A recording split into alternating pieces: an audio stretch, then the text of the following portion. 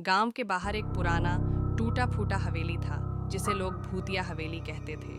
उस हवेली के बारे में कई कहानियां प्रचलित थीं, पर सबसे डरावनी कहानी थी चुड़ैल की घड़ी की।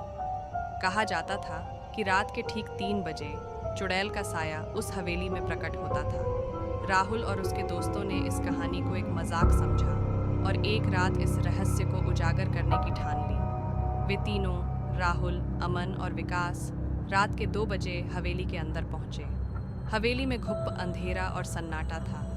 हर कोने से हवा की सरसराहट और दरवाजों की चरमराहट सुनाई दे रही थी, मानो हवेली खुद जी रही हो। घड़ी में 3 बजने वाले थे। तीनों दोस्त एक पुराने कमरे में जाकर रुके। वहां एक पुराना झूमर लटक रहा था और जमीन पर बिखरे हुए पुराने कागज और टूटी फूटी चीजें थीं। जैसे ही घड़ी में 3 बजे, अचानक से हवेली की दीवारें कांपने लगीं।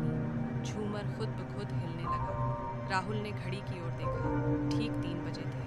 तभी अचानक एक ठंडी हवा का झोंका कमरे में आया और दरवाजा जोर से बंद हो गया। तीनों बुरी तरह घबरा गए। अचानक दीवारों पर एक परछाई दिखाई दी। लंबी, पतली और डरावनी आकृति धीरे धीरे कमरे की ओर बढ़ रही थी। उसकी लाल चमकती आंखें और मुड़े हुए नाखून साफ दिखाई दे रहे थे। तुमने मेरी घड़ी का समय तोड़ा है, एक धीमी डरावनी आवाज गूंजी। तीनों की सांसें थम गईं। चुड़ैल का साया उन पर झपटा और चीखों से हवेली गूंज उठी।